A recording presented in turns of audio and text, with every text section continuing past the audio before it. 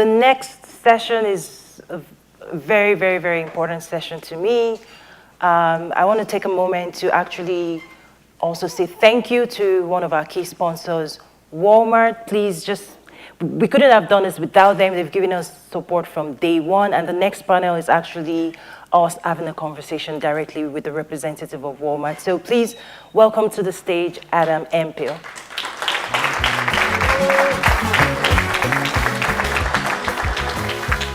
Adam. Hi. We're doing this. Yeah. My goodness. Awesome. Thank you so much for coming.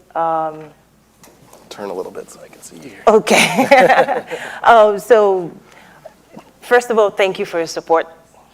From when this was just an idea, right? Many people do not know we're here, but from day one, up through the leadership at Walmart, just listening and being a part of it and just throwing your weight behind this. So thank you. Please extend our thanks to them. Oh, of course. I'll let you introduce yourself. Hi, everyone. My name is Adam Hemphill, and I'm a director in our Global Government Affairs team. So I specifically support Walmart's operations in Africa. Really happy to be here. Thrilled with the crowd. Such a great event yesterday, and just humbled by all the people that traveled so far to come right down here to Bentonville. So thank you to everyone in the room. So I feel like personally I have one leg in Africa and one leg here, and I listen to both conversations. And many, many times people ask me, is Walmart in Africa? Right? Like, Walmart, Africa. So can you help us understand what your operation setup is around on the continent? Sure. And I'm glad you asked the question. I get that a lot too. I'm based out of Washington, D.C. I go to a lot of conferences, and then I mention stores in Africa. They say, Walmart has stores in Africa? So I'm glad to be able to shed a little bit of light on that. I thought of two different numbers that sort of explain the footprint. One, 423 stores in Africa. I think in the past panel, we talked about the difficulties and the challenges that can come with investing in a new country. Walmart did it with a partner. That's sometimes the best way to go about it. Walmart found a great partner in Massmart, which is the second largest retail group in the continent of Africa, and 423 stores in 13 different countries across sub-Saharan Africa. So doing a lot of work of understanding the customer there. The other side of it, which many people probably think about as well, is a bigger number, 11,700 stores. That's the number of stores across the world. And then 5,000 of those in the United States, and you're seeing that in 28 countries. And I think that's important to think about that side of the footprint as well. If you do get a chance to walk down to a store today, which I really, or over the weekend, which I really hope that you do, you walk in, you're probably gonna find jeans, sportswear, spices, coffee. Let's see what else is there. There's citrus products, a whole range of beauty supplies, all kinds of products that are coming from Africa. And that's just the United States, and that's just the ones that I could identify readily. I know of other suppliers that we've worked with in Africa that are exporting to our stores in Chile and any of the other number of markets. So the footprint's a bit larger than one might think. And then I guess I should say for those people that came to visit us, if you're thinking about, well, what are those stores in Africa? I don't know them. I think probably people would be most familiar with our game stores. These are general merchandise and some grocery, and then Builders Warehouse is probably the biggest one that's all across the continent. And then we have a bunch of sort of general warehousing items that are in like Jumbo and Cambridge as Discounter that's in South Africa. Yeah. So thank you for that. I know yesterday Albert from the World Bank, he gave awesome explanation about the continent. So given your size, how attractive is Africa?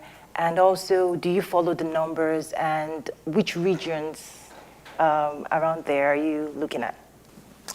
It's a big question. I think definitely, this investment in Africa dates back to 2011. So we've already had a good, 7 years of experience and are still learning along the way. I think our CEO, a number of years back, they asked him the question, what is it about Africa? Why this investment in Africa? And he said, which I thought was a really good answer that stands true, is because we believe in the future of this part of the world. And I think there's a lot of opportunity there. You look at our slogan for our company, we save people money so that they can live better, and that's true all over the world. I think a central part of our investment plan are formats that cater to the new and emerging middle class. And so there's, as our distinguished speaker yesterday showed us, there is opportunity among an emerging and new middle class. And we believe that we have the products and services that they want, whether that's consumers or small businesses that are looking to back supply their businesses as well. So it's a real opportunity for us to grow, and we feel like we fill an important role. There's a large informal sector in a number of countries, and we could play a role in at least part of the market of being a formalizing and all the concomitant benefits that come with formalization when it comes to sort of building out the base for institutions, for tax collection, so on and so forth. So happy to be there. Yeah, so for me personally, the story of Walmart is such an inspiration to me.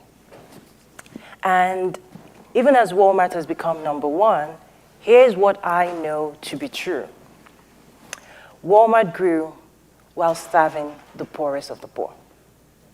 When you think about Bentonville, for some of us that arrived a day sooner, we actually took a tour of the Walmart Museum.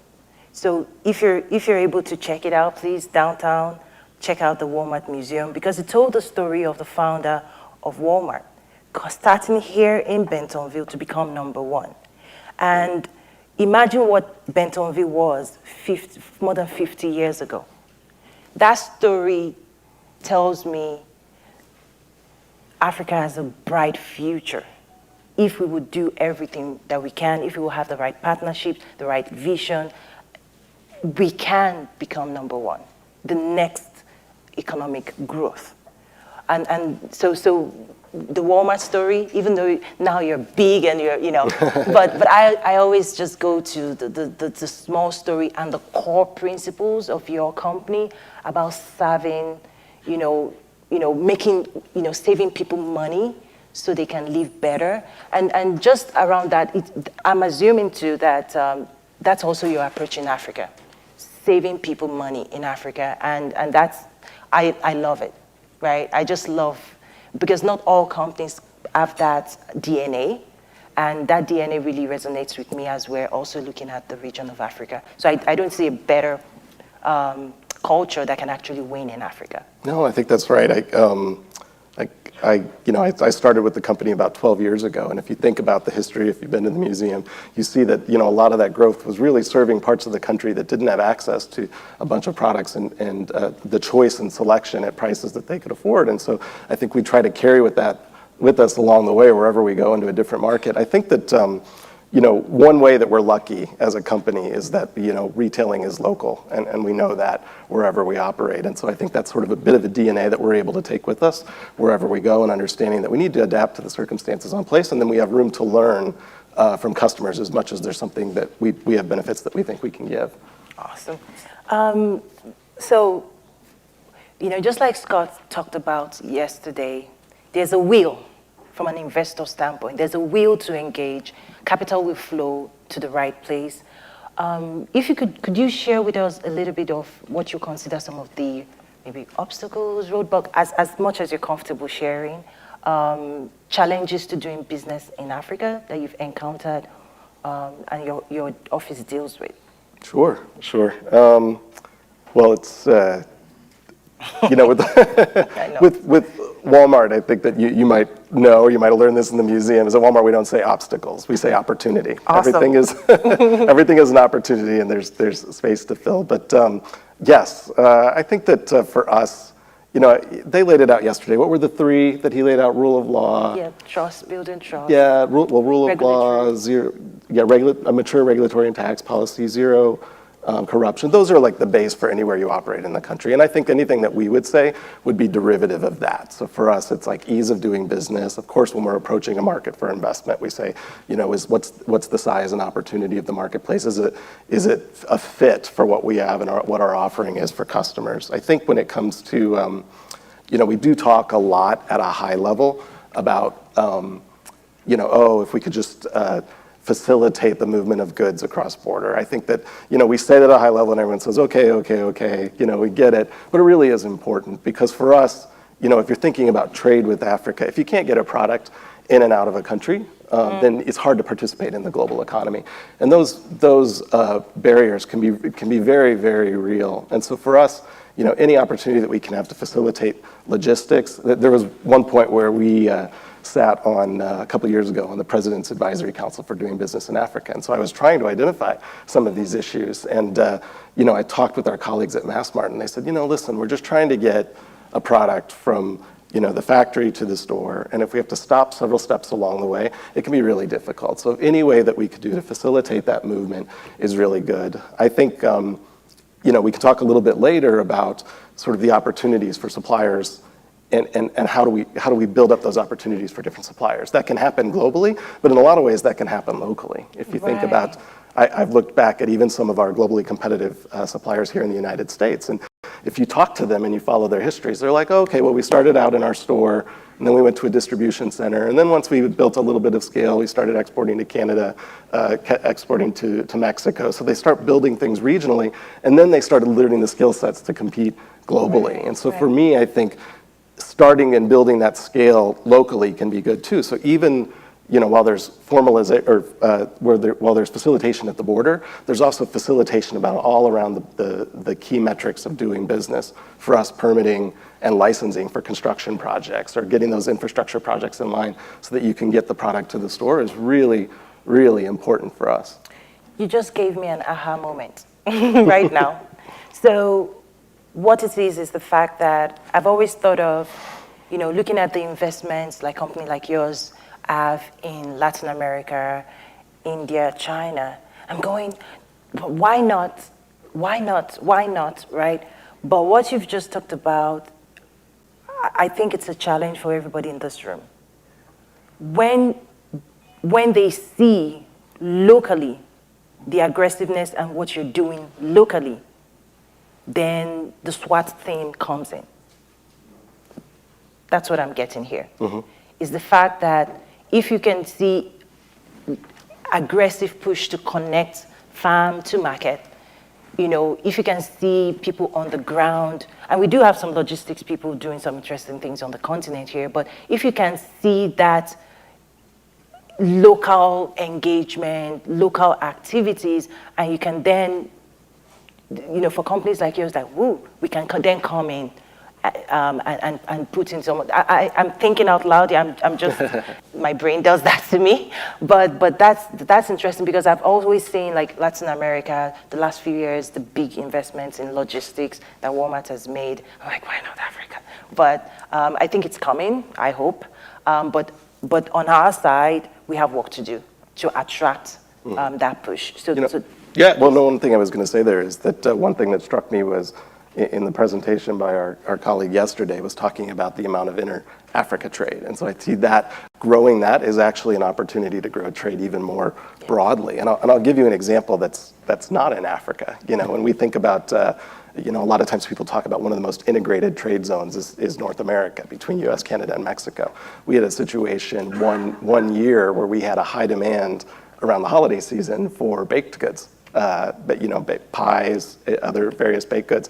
And we had a run and didn't have enough supply. And so we were able to find, it's difficult for Walmart to be true, I think we talked about that yesterday, to find suppliers at scale, but we were able to identify a bakery in Canada that was able to supply us in a short amount of time. Now, would that have been able to work if there was a stop at the border and they couldn't get this fresh product available on time? Would it have been able to work if there was, a tariff, or if it was misqualified at the border and there was a tariff that was far beyond the price point at which we could sell it for the customer? Would it work? Would it have worked if they weren't able to get all of the, whether the food and regulatory things in place in order to make sure that cross? All of that was critical to maintain the supply for the customer. And I think that, there's real opportunity to be able to have those inputs that are fed into it, to be able to do that internet connectivity across Africa to build demand. Gosh, why are you doing this to me? You're giving me so oh my gosh. So I'm almost thinking we need a strong session on logistics and supply chain in Africa. Period. So because this is what I used to do, right? Connecting the dots, solving problems, logistics, supply chain, manufacturing, point A to point B. Right? Maybe that's let's think about that. As something, a takeaway, to just say, okay, when we do what we need to do, people will come. But what can we do? Looking at the trade agreements right now, what does it take to move product point A to point B and lower the barrier? I know President Trump last week too, I talked about barriers to trade. And in my head, I was like, what are those barriers? What are those barriers? But I think you've just mentioned streamlining the movement of goods across borders. Yeah. Period. We've got to get that. Yeah, and to be clear, I think we do talk about that a lot, and so it's great. We need to continue the conversation, but I think one thing that we can be doing is taking that conversation to other areas around the world, around the country, and so being able to, if there's a bunch of people in Washington that talk about, the need for supply chain logistics, blah, blah, blah, that's one thing. But if you've got business folk that are talking to their governments and saying, hey, I hear you're looking at this effort for trade facilitation, or there's efforts for capacity building, let me show you why this would be beneficial to us. Or, sometimes it's a conversation about import or export. Hey, I'm making apparel, but sometimes I run out of buttons or I run out of zippers. I need to be able to get the buttons and zippers, those elements quickly, because otherwise I'm going to lose, faith with my buyer. Right. And for me, I think with the experience I've had, is that one button does matter, right? In the supply chain, is if we all think as merchants, if we all think, and even if we can get the political leaders to think as business people, to understand the challenges that businesses face, and to commit to helping those businesses succeed. I think for me, the last panel that we had, it just shows that the American government has a commitment to the business community in America. That's a model that African leaders, and I'm challenging those in the room, representatives of African government, commit to your business community. You have got to. And there's more money to be made by the government to fund projects from the private sector than anywhere else. So I feel also we have to continue to empower and strengthen the business community in Africa. You can tell that almost a session is coming out of this. Like, there's so much continued in the next summit. to be continued. So we've talked about retail in general, but I know there's a lot of people in this room that when it comes to the reverse of how do they gain market access into the US? And I can tell you that the ultimate goal of most suppliers all over the world is to get on a Walmart shelf. Mm-hmm. Like, not just Africa, like anywhere else in the world. Yeah. But I also know that the standards are the highest in the world, right? So what advice would you go short, long term for entities, government, people that ultimately have a desire to end up on a Walmart shelf? What's that pathway? What should they be thinking about? Sure. I mean, I don't want to mince words. It's hard. I think we all know it's hard, and the reasons are numerous. Sometimes it's the standards. At an entity like Walmart, it's the scale, being able to supply the sale, because we just have a commitment to the customer to give them what they want, when they want, where they want it, and so that can be a challenge. Also, the challenge is the goal is to get on the Walmart shelf, but there are only so many shelves, so that can be a difficult decision. There's also that other opportunity of there's the through online and different marketplaces, then you have endless shelves. Again, I'm not a retail operator, and there are a number of people in the room that are from Walmart, and so if you get an opportunity to talk to someone, or even if they're not at Walmart, I think there's actually a few businesses that have worked with Walmart for some time that can give some good advice. I would say, one, start with your product. Think about how you differentiate your product versus what else might be in the store. For those people that are visiting here, that have come to the States for the first time, or they've come to Arkansas, I encourage you to go down to a store, just walk around and see how the retail works. If you've got a specific product, I have a good friend that has a shea butter business. I saw her talking to a buyer at Walmart, and she knew the price point, she knew what her product was, she knew why hers was different, and she was able to lay this out. This is the differentiator that I had. She had registered as a potential vendor for Walmart. She had everything in place, and then it was hard, and she's still working it. She's still working it, but she's taking those steps, and it can be slow. So I would say, keep at that piece of it. understand, it's like I think ideally we'd love to get to the point where we've identified, maybe different sectors of quality, Right. Egyptian cotton or what have you. Right. I think that's always an opportunity. Look at the online possibilities just to get your product out there, get it on in the eye, and then access the tools that are out there. We had a great panel here that laid out some of the ways that they can address some of the challenges that you have.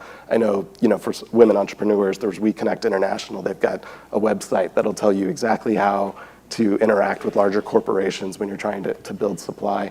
And then don't forget, we've got that eye on the prize for a larger entity. Start local. I said that at the start. Retailing is local. If you have a local store and you can find it, talk to them. You've got a product.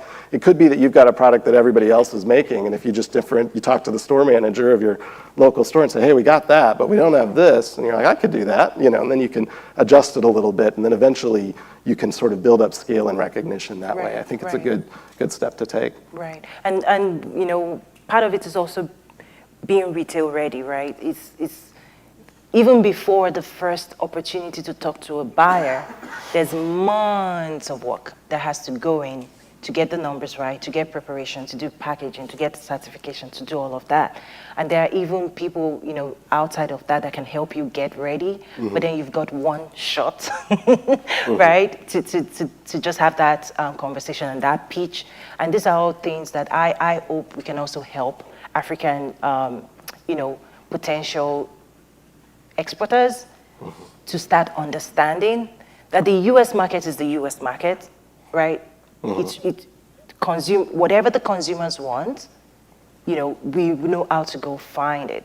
And on a lighter note, you and I have talked offline about the Black Panther movie, right? But from a different perspective. One of my friends from Canada, before it even came out, she's here, Nancy from Canada. She said, Tony, Black Panther, have you been watching it? People are asking me, what are you going to wear to go watch it? Like watch parties. Because we do know, for those in the retail business, yes, it's a movie, but really there's a commerce to the movie, right? When you have a Batman movie, there's Batman t-shirt, there's Batman this, Batman that. And Black Panther was the same. And I was like, we missed it, right? Because the desire to wear African, to use African XYZ existed, was built up, but we hadn't built the supply chain to meet that demand, okay? So within the community, people were asking, like, what I'm wearing, where did you find it, right? We talked about apparel. Finn talked about apparel exports from East Africa. How do we ramp that up? Because I see a demand. So I'm just putting that out there to let people know we need to build streamlined supply chain that meets the demand for authentic African raw and manufactured goods. And I know for sure, I know that we have a partner on the Walmart side that is ready to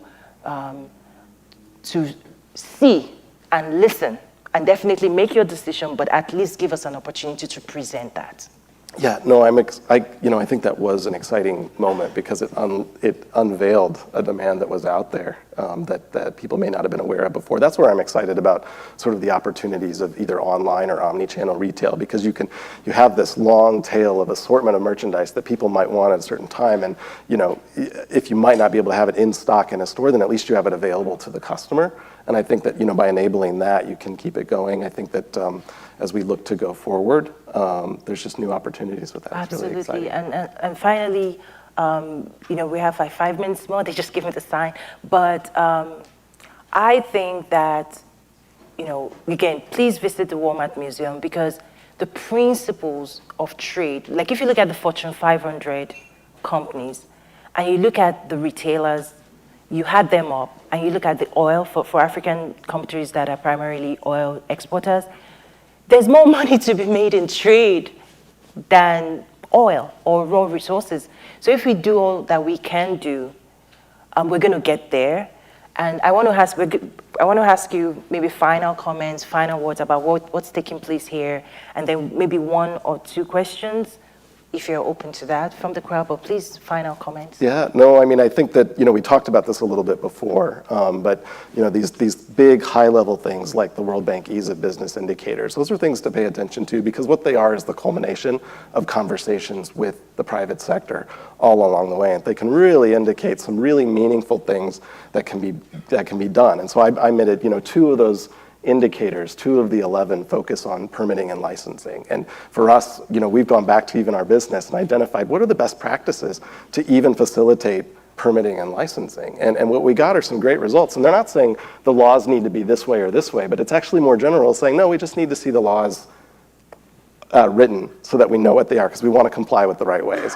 We need to have a way where we can interact. If we can, integrate best practices, whether online, so that we can see what's the status of a license. All of these are great steps to create the single window where we can interact. And I think that expands not just to permitting and licensing, but to trade and trade facilitation. Everything. If we can automate a process that that removes any sort of barrier to corruption. If you can, you lose the possibility that a component part of your product isn't misclassified and suddenly you find yourself with a 200% duty.